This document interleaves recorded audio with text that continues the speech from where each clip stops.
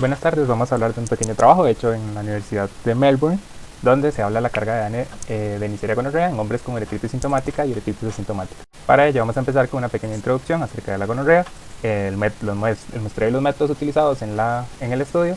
Vamos a hacer una relación entre la beta-globina y la carga bacteriana de Neisseria gonorrea, las diferencias de la carga bacteriana entre grupos, es decir, entre sintomáticos y asintomáticos, y por último las conclusiones. El interés del estudio es que es una infección de transmisión sexual. Se estima que en 2020 hubieron 87 millones de casos nuevos en el mundo. En hombres, uno de los síntomas más prevalentes es la secreción purulenta uretral, y un 10% de estos casos de gonorrea son asintomáticos, es decir, no van a presentar la secreción.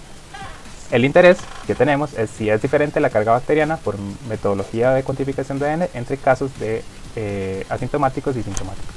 Para el estudio se utilizó la población atendida en el Centro de Salud Sexual de Melbourne, donde se hicieron dos grupos. El primero, que eran los sintomáticos, los que llegaban con sintomatología y secreción uretral, a los cuales se les tomó una muestra de orina y por mediante el kit AC2 se obtenía el resultado positivo que confirmaba el diagnóstico de gonorrea. Al mismo tiempo se tomaba un swab para determinar la carga de ADN bacteriano posteriormente.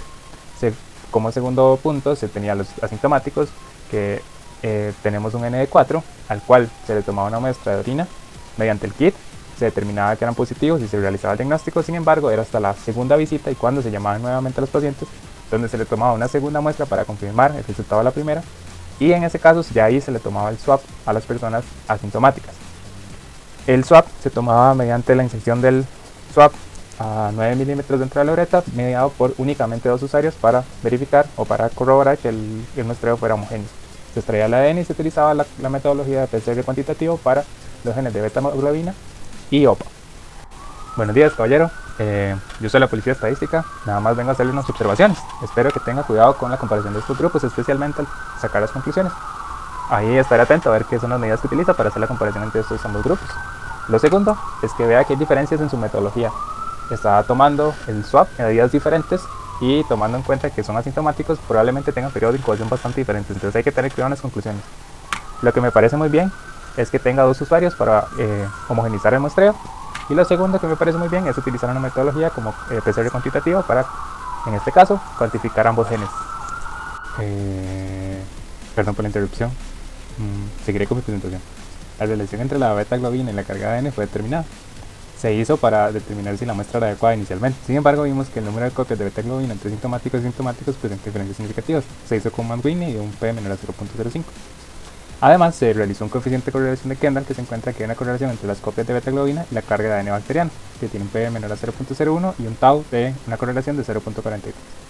La conclusión es que se usó la cuantificación de beta-globina para demostrar si la muestra era adecuada. Sin embargo, debido a nuestros hallazgos, podemos pensar que el aumento, según la carga bacteriana, puede tomarse como mayor inflamación.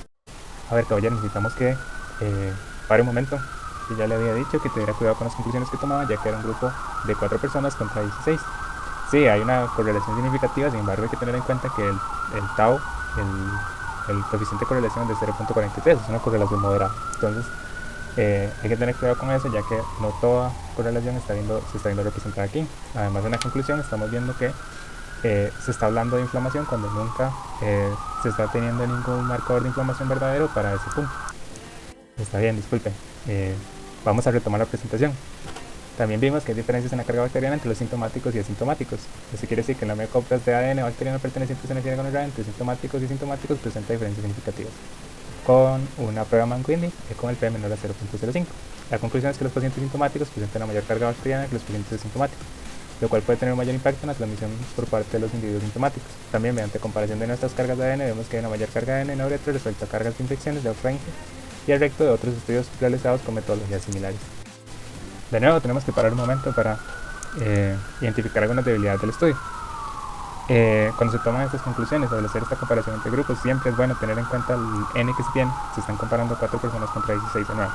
Entonces, la conclusión debería ir acorde a ello y debería tener una acotación en la que se hable del poder estadístico de la muestra. Además, estamos en la conclusión comparando nuestras cargas de ADN con otros estudios con metodologías similares, sin embargo no iguales ni al mismo tiempo, por lo cual se podría llevar a conclusiones erróneas por esto. Ya aquí mejor sigo yo, el compañero no va a presentar más, y es muy importante tener en cuenta que a pesar de que el estudio tiene puntos fuertes, por ejemplo su metodología de cuantificación de ADN, las conclusiones que se tomaron en base a los métodos y el poder estadístico utilizado pueden ser erróneas o apresuradas. Para ayudarnos con esto y como consejo a futuros microbiólogos, es importante tener las hipótesis claras desde el puro inicio. Se deben saber bien los límites de nuestro estudio, las pruebas estadísticas y la metodología. Siempre una buena metodología va a venir acompañada de pruebas estadísticas más robustas y límites más delimitados en nuestro estudio. Aunque se tenga bajo poder estadístico o metodologías con puntos débiles, se deben interpretar y discutir las conclusiones teniendo siempre en cuenta dichos puntos. Por último, aquí les dejo el artículo. Muchas gracias.